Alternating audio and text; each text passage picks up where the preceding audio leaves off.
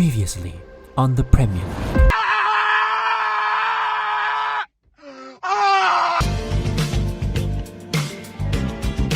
Our reigning champions Manchester City kicked off the new season against newly promoted Burnley, and it took just 4 minutes for the reigning top scorer Erling Haaland to score. However, less than 20 minutes later, Kevin De Bruyne gets subbed off for an injury that would have him out for a few months. A massive loss for the citizens, however, they still managed to beat Burnley 3-0 and remain the only team with 6 wins in their first 6 Premier League matches. Albeit, City had a pretty easy schedule up to this point, and the injury to their most creative player was still troubling them a good bit. This was most evident in their game versus Sheffield United when they conceded an equalizer with 5 minutes remaining. It was only because Rodri scores when you need him the most that City scraped past with 3 points. 2 points below them was Liverpool in second. The Reds were trying to bounce back after a whole season of playing a midfield consisting of Uncle Fabinho and Gramps James Milner. Now with a completely new midfield, Liverpool had started to look like themselves again. In third, we had De Zerbi's Brighton starting out quite well, but that was to be expected from a relatively easy start to the campaign, which included them going on parental leave for a weekend. Fourth place, we had a new look Spurs. No more angry Italian man causing implosions,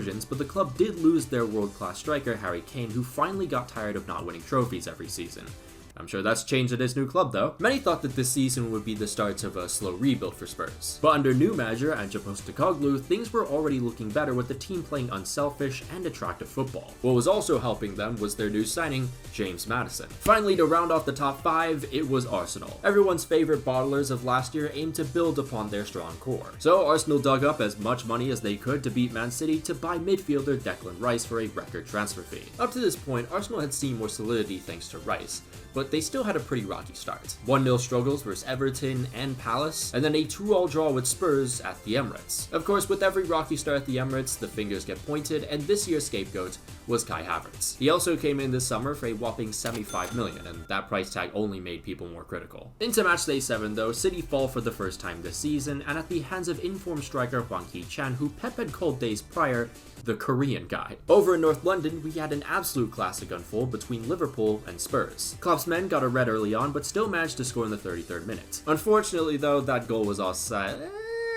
2 minutes later, Spurs on the attack, new signing James Maddison plays in Richarlison, he links up with Son, 1-0 Spurs. However, right before the end of the half, Liverpool make it level through Cody Gakpo. In the second half, Liverpool lost another man in the 68th minute. Spurs then take advantage of the numbers game and they snatch victory at the death thanks to Joel Matip. With that win, Spurs jump into second. Arsenal also won in comfortable fashion with Havertz scoring his first of the campaign. As a result, the Gunners jump into third and Liverpool are now fourth. Meanwhile, Brighton completely fall out of the top 5 after losing 6-1 to Aston Villa. Emery's men now hold on to 5th as a result. Matchday 8, and after the flukiest goal imaginable, Arsenal beat Man City in a league match for the first time since 2015. I was a freshman in high school then. This is also the first time Man City has lost 2 consecutive league matches since December of 2018. Spurs also collected another win versus Luton Town with James Maddison getting his 5th assist of the season already. With the 2 North London clubs winning, they both jump into 1st and 2nd while City drops to 3rd. And the struggles continue for Liverpool as well, who conceded a late equalizer versus Brighton away. Meanwhile, Aston Villa barely hold on to 5th after grabbing a point away at Wolves. Matchday 9 was relatively normal with everyone in the top 5 winning except Arsenal. The Gunners fell 2-0 down early on versus Chelsea but managed an impressive comeback in the last 15 minutes to save themselves a point. Either way, that saw them fall to 3rd because of Man City's better goal difference. Into the following week, things are still relatively normal. Spurs get yet another win and remain at the top, God save us all, and Man City show that it isn't the Glazers that own Man United,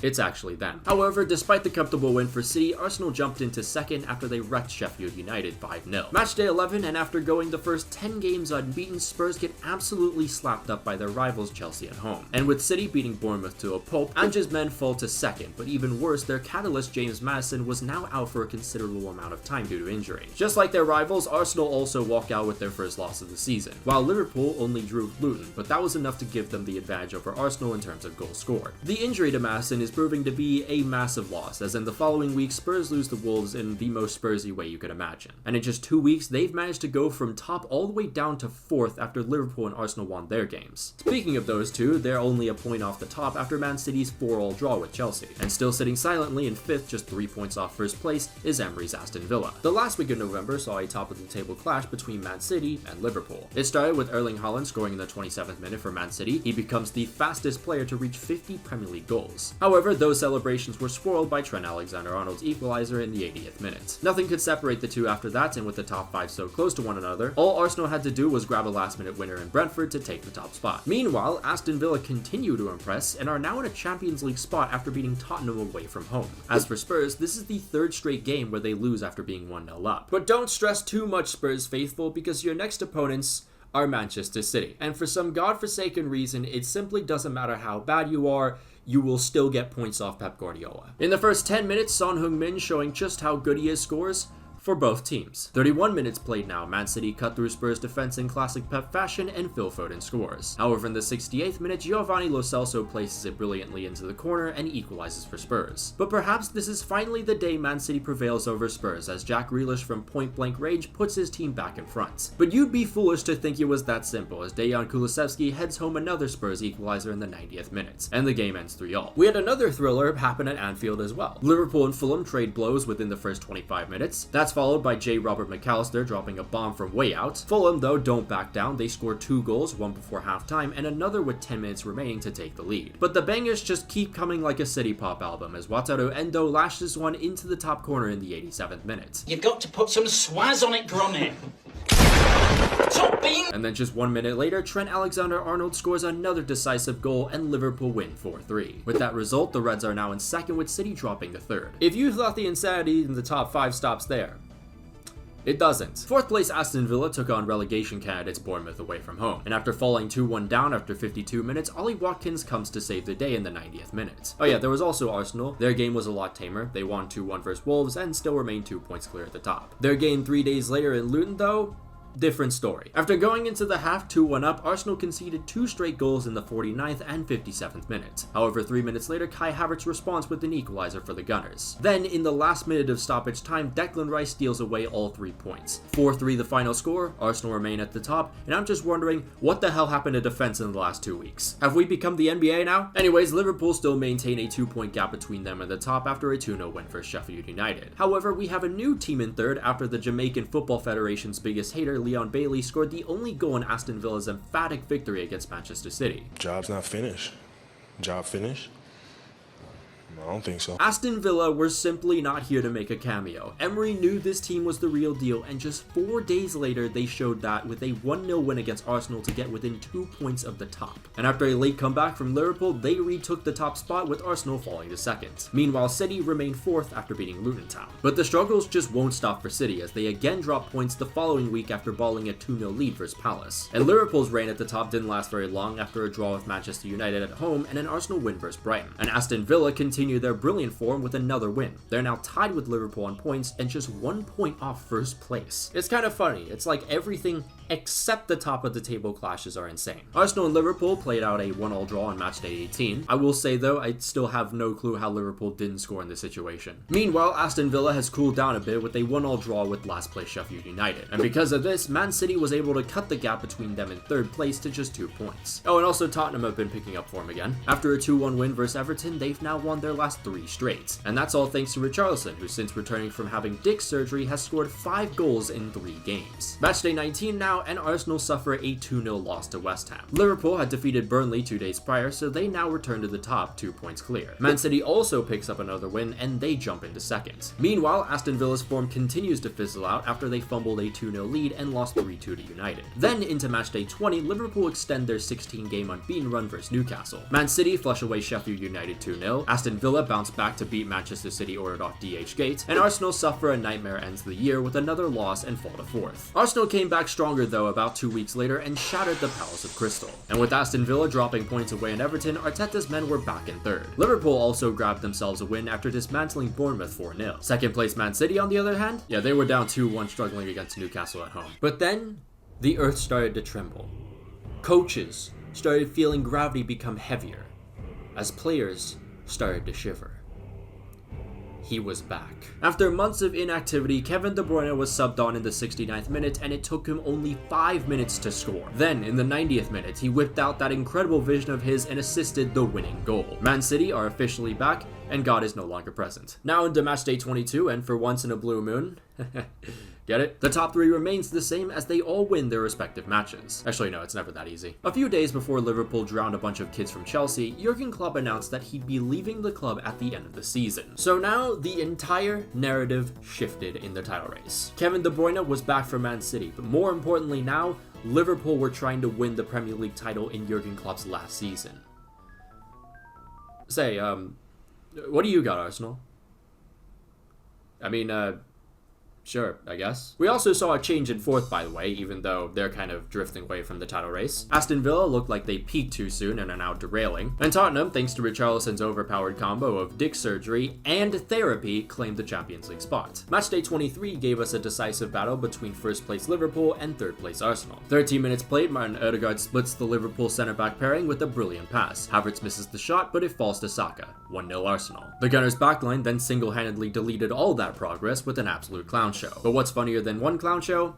Two. Then to finish off the game, Leandro Trossard slides a third past the keeper, and Arsenal are now 3 points behind the league leaders. Speaking of league leaders, Man City reclaimed the top of the table after defeating Brentford 3-1. In the following week, nothing changed amongst the top three. Man City beat Everton 2-0, Liverpool took care of Burnley 3-1, and Arsenal put West Ham on live league. 1 week later, Arsenal make another team their victim, and in doing so, they now had the best goal difference in the league. Liverpool also got a win this week, a 4-1 result away in Brentford. The same could not be said about Man City, however, who for a second time this season struggled to take all 3 points away from Chelsea. That result now puts Liverpool in the driver's seat, but by no means was this any comfortable ride with the top 3 separated by just 2 points. In matchday 26, again, nothing changes with the top 3. Liverpool destroyed Luton, Man City just edges past Bournemouth, and Arsenal embarrassed Newcastle. The table in matchday 27 didn't change, but there was a little drama with the league leaders who scored a last-minute goal versus Forest to gain all 3 points. The other 2 responded with comfortable victories, however. Man City is Man United father, and then Arsenal bullied Sheffield United 6-0. In the following week, we saw Liverpool vs Man City once again, and this one even more decisive than the last match. 23 minutes in, John Stones sneaks the ball into the net, Anfield goes silent, 1-0 Man City. Into the second half, however, Nathan Ake makes a bad pass, Nunez intercepts, and all goalkeeper Ederson can do is take him out in the box. Alexis McAllister converts the penalty, 1-1. And the misfortunes continue for Man City as Ederson now goes off due to an injury. And this gave Liverpool a golden opportunity to take advantage. 58 minutes played now, Liverpool on the break, Nunez to Diaz, but the Colombian's touch is absolutely awful. 62 minutes played, it's Luis Diaz on the break again, and he misses.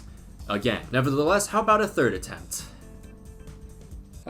City's turn to attack now, a ball is whipped into the center, the keeper punches it into Phil Foden's face, which then hits the crossbar. Then with just 2 minutes remaining, City come again. Yermi Doku sets himself up and hits the wrong side of the post. What could have been for both teams, however, it all ends in a thrilling 1-1 classic. I will say though, this was probably a penalty. Meanwhile, over in North London, Arsenal once again grab another late winner, and this now sees them leap from third to first. However, 2 weeks later, the Gunners' place at the top would be immediately challenged by Manchester City. And last time these two juggernauts faced each other, it was Manchester City who absolutely destroyed Arsenal's title hopes. The Gunners wanted revenge, and Man City wanted to retain its legacy at the top. This was going to be an absolute war. This was the worst game of the season. And thanks to that absolute snooze fest, Liverpool returns to the top 2 points clear after coming back against Brighton. And they keep that lead into the following week as everything stays the same. The league leaders avoid a bit of a scare against Sheffield United thanks to another McAllister rocket. Man City gets some revenge against 4th place Aston Villa, and Arsenal do enough to beat Luton at home. Oh, and while this isn't part of the title race, Man United managed to bottle a 3-2 lead in the last minute of the game versus Chelsea and lost 4-3. A good segue into the next match day though, because Liverpool, the league leaders, would be playing their rivals Manchester United at Old Trafford. Liverpool took the lead in the 22nd minute and from there looked absolutely dominant. But then, scenes of 2014 all over again. Liverpool let it slip, and by the 66th minute, they found themselves down 2-1. However, the Reds do manage to get themselves level through a penalty in the 83rd minute. But with the game ending 2-2, this was a bit of a hit to Klopp's chances of winning in his last season. Second place Arsenal had defeated Brighton 3-0 a day prior, so that now means they're back in first place due to their superior goal difference. And Man City, after a win versus Palace, sees the top 3 all within just 1 point of each other. But again, we see a massive change of events unfold in the following week. Liverpool let it slip again in Istanbul 2.0, Arsenal once again will never beat the bottle allegations, and who else but Manchester City to capitalize on these late season flubs as they decimate Luton Town and return to the top. And so now we are finally up to date with the Premier League title race. With 6 games to go, Manchester City hold a 2-point lead at the top over Arsenal and Liverpool. According to playoffstatus.com, City now has a commanding 48% chance to win the league. And while it was a painful loss, Arsenal still has a decent shot with a 38% chance. Same cannot be said about Liverpool, who after dropping more points have a measly 14% chance to win the league. But as we've seen throughout this whole race, any mishap can change everything. And with each contender's remaining fixtures being almost equally difficult going forward, we're definitely in for some more surprises. Current league leaders Man City have a collection of winnable games versus mid-table teams. However, they're all away from home, which could potentially pose trouble. In fact, out of their remaining 6 games, 4 of them are away. That includes an away day in Tottenham, and City haven't won a Premier League match there since 2018. Second place Arsenal, though, has an equal amount of home and away games, but they do have a couple tougher opponents. They still have to play Chelsea at home, Manchester United away, and then there's the big one, Spurs away. And Spurs want nothing more than to ruin Arsenal's hopes and dreams again, all while qualifying for the Champions League. Third place Liverpool, on the other hand, have it the toughest though. To begin May, they have 2 straight away days against 4th place Aston Villa and 5th place Spurs. Both teams are looking to qualify for the Champions League and will not be so merciful. But also don't forget that Liverpool still have to play rivals Everton away. And after all the suffering throughout the years, Everton want nothing more than to ruin Jurgen Klopp's last season. But with the Premier League title race actually being entertaining for once, who do you think is going to win it all? Will it be Man City? Will they retain it? Will it be Liverpool to win it for Jurgen Klopp? Will it be Arsenal? It won't be Arsenal. But of course, a massive shout out to all our patrons, including Janos Barash, Brazilian Fury, Miliue009, A Wise Orange, Adazir Makalancom, Alex Rod, Ulta, Naya20, Araisan, Billy Jack, Hysteria, Miguel Munoz, Pluvio, Return Fire, Rory Byrne, Slider Kit, Sniffer, Sako Okafan, Tana Permilia Celine Khan, The Cypriot 35, Tomicus, Victor, Chris Visconsi, Dominic Griffin, Lewis, Joe Paricio, Kentra Agatra, Kyler Krebs, Lucien Von Croix, Niche, Patrick Barley, Rashford God 5, Raspberry Ale, Rowan Cookie, Sylvia Citrus, subscribe to Tende Tim, and Unbroken Persona. If you'd like to join the Patreon, there'll be a link down below and up in the annotations. You can follow me on Twitter if you want, follow my Instagram if you like. There's merch that we're selling right now, and also you can follow my Twitch, which again, I'm going to try and do like a little Eurovision stream, like a little watch-along stream. But yeah, until then, I'll see you guys.